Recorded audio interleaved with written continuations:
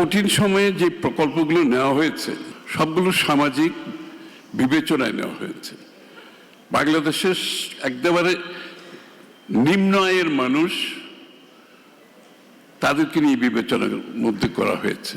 আমাদের লক্ষ্য সেই এমপ্লয়মেন্ট এক্সচেঞ্জের মাধ্যমে ডিমান্ড এবং সাপ্লাইকে কানেক্ট করা, অর্থাৎ জেলা পর্যায়ে আমরা চলে যাব এবং সেখানে লোকাল যারা এমপ্লয়ার রয়েছে এবং এমপ্লয়ি রয়েছে, যারা কর্মসংস্থান দিবেন এবং যারা কর্মসংস্থান নিতে যাচ্ছেন, ওনাদেরকে কিভাবে কানেক্ট করব, কিভাবে আমরা ফিজিক্যাল এবং ভার্চুয়াল বোথ স্পেসে তাদের কাজের সুযোগ করে দিব। সাম্প্রতিককালে দারিদ্র্য বিমোচনের হার শ্লথ হয়ে গেছে। যেহেতু আগে যত দ্রুত 1% প্রবৃদ্ধি করলে যতখানি গরিব মানুষ কমে যেত, এখন তার চেয়ে অনেক কম মানুষ কমে যাচ্ছে, সেহেতু উন্নয়নের প্রবৃদ্ধির যে চরিত্র সেটা নিয়ে প্রশ্ন উঠেছে।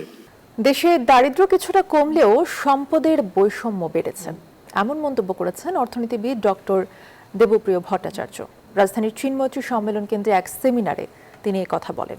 আয়োজনে অংশ নেন অর্থমন্ত্রী আমির খসরু মাহমুদ চৌধুরী ও প্রধানমন্ত্রীর শিক্ষা উপদেষ্টা মাহদি আমিন। তারা বলেন, দেশের কঠিন অর্থনৈতিক পরিস্থিতির মধ্যেও সামাজিক বিবেচনায় নানা কর্মসূচি নিচ্ছে সরকার। জাতীয় গড়ের আড়ালে ঢাকা পড়ছে দেশের প্রকৃত বৈষম্যের চিত্র। শিক্ষা, স্বাস্থ্যসহ প্রায় সব খাতেই পিছিয়ে পড়া জনগোষ্ঠীর বঞ্চনা প্রকট। এতে প্রতিনিয়ত বাধাগ্রস্ত হচ্ছে অন্তর্ভুক্তিমূলক উন্নয়ন। রাজধানীর চিন্ময়ত্রী সম্মেলন কেন্দ্রে এসডিজি অর্জনে কৌশলগত নীতি বিষয়ক সেমিনারে উঠে আসে এমন বক্তব্য। দরিদ্র জনগোষ্ঠীর জন্য নীতি সহায়তার পরামর্শ দেন অর্থনীতিবিদ doctor Debapriya Bhattacharya. Spanish digital print tiles, ATI tiles, এক টাইলসে জীবন পার। সাম্প্রতিককালে দারিদ্র্য বিমোচনের হার শ্লথ হয়ে গেছে।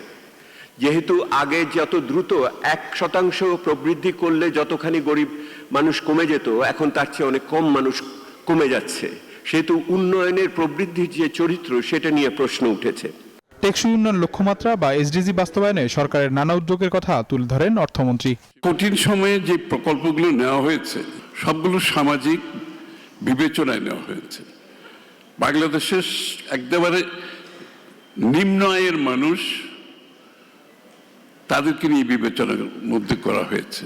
প্রধানমন্ত্রী শিক্ষা উপদেষ্টা সহ বক্তাদের কথায় উঠে আসে অন্তর্ভুক্তিমূলক উন্নয়নে গুরুত্ব দেওয়ার তাগিদ। আমাদের লক্ষ্য সেই এমপ্লয়মেন্ট এক্সচেঞ্জের মাধ্যমে ডিমান্ড এবং সাপ্লাইকে কানেক্ট করা, অর্থাৎ জেলা পর্যায়ে আমরা চলে যাব এবং সেখানে লোকাল যারা এমপ্লয়ার রয়েছে এবং এমপ্লয়ি রয়েছে, যারা কর্মসংস্থান দিবেন এবং যারা কর্মসংস্থান নিতে যাচ্ছেন, ওনাদেরকে কিভাবে কানেক্ট করব, কিভাবে আমরা ফিজিক্যাল এবং ভার্চুয়াল বোথ স্পেসে তাদের কাজের সুযোগ করে দিব।